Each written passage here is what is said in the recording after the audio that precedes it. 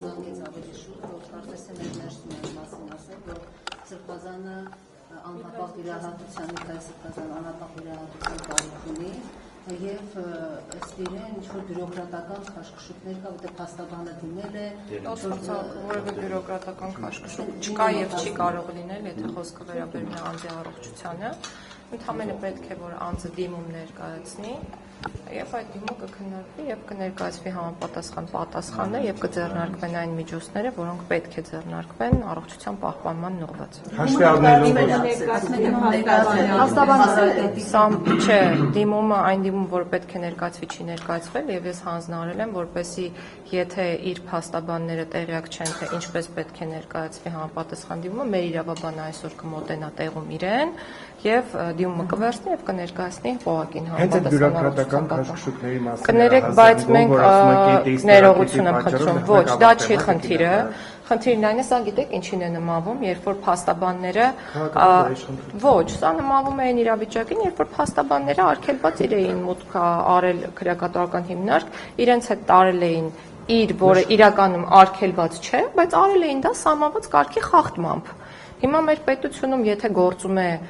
օրենսդրություն, կա նաև սահմանված կարգ, եւ հատկապես եթե հարաբերությունների մեջ փաստաբաններն են, շատ ոչ թե գովելի է, այլ պարտադիր է, որպեսզի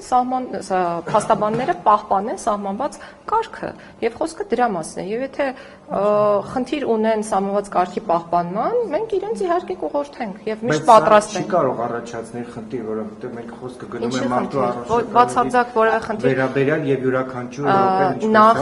նրան տեսակցողներն են ներողություն ավարտել մահազանգում ծայրահեղը եւ անհապաղ վիրահատության խնդիր ունի եւ վերջո այստեղ արտարդատություն իրականացնող մարմինը գլխավոր դատախազությունը ունեն բացարձակ լիազորություն որոշակի առումով միջամտելու որևէ ծայրահեղ առողջական խնդիր այս պահին առկա չէ, հատկապես արձանագրված, ոչ, ես խոսում եմ փաստերի մասին։ Ես այն մարդն եմ, ով գիտի, պետք է իմանա այն ամենը, ինչ կապված է այդ ոլորտի եւ այնտեղ պահող անձանց հետ։ Գուցե չի հայտնի եւ տեսեք, որպես նախարար ձեզ դե չեք լսում, իմ պատասխանը հետեւյալն է։ Այն պահին եւ այն ժամանակ, երբ կներկայացվի համապատասխան դիմում, մենք այդ ոչ թե մենք, այլ համապատասխան գերատեսչությունը, դիմումը նախարարությանն էլ չի ուղղված, այլ ավելի առողջապահության նախարարությանն է ուղղված, մեր գործընկերները վստահեցրին, որ համապատասխան գործիքակազմ գործի կդնեն եւ անձը կստանա իր համար ցանկալի բժշկական օգնություն եւ սպասարկում։ Մինչ այդ ես ուզում եմ ձեզ տեղեկացնել, որ բոլորի առողջական վիճակը գնահատվում է եւ ըստ էության որևէ սուր խնդիր մինչ այս պահը չի արձանագրվել եւ եւս մեկ անգամ կրկնում եմ, այսօր նրանց եւ նրան կմոտենա համապատասխան իրավաբան, որը քրեակատարական ծառայության իրավաբանն է, եւ կպարզաբանի իրավունքը եւ նաեւ կխնդրի դիմում ներկայացնել մեր գործընկերներին դա փոխանցելու նպատակով։ Նրանց այսինքն փաստաբանների? Չէ, փաստաբանների չէ, պատիժ ներողություն, խափանամիջոց կրող անձ։ Այսինքն քաղաքական իշխանությունը չի խոչընդոտել որպեսզի որ մենք որևէ խնդիր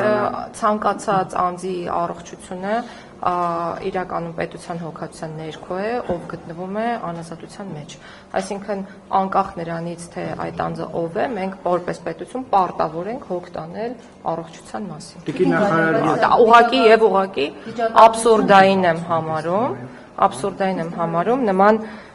մանիպուլյացիոն ձևակերպումներ պարունակող հայտարարությունները եւ նաեւ պարոն Դանիելյանը շատ շուտ լքեց մեր քննարկումը ցավոք սրտի ես հիմա պետք է լքեմ որովհետեւ այլ հանդիպում ունեմ բայց այս հանդիպումը նախաձեռնվել էր հենց իր խնդրանքով մենք հասցրինք այլ շատ կարևոր հարցեր նաև առանց իրեն քննարկել, բայց ինքը հանդիպումների դահլիճը լքեց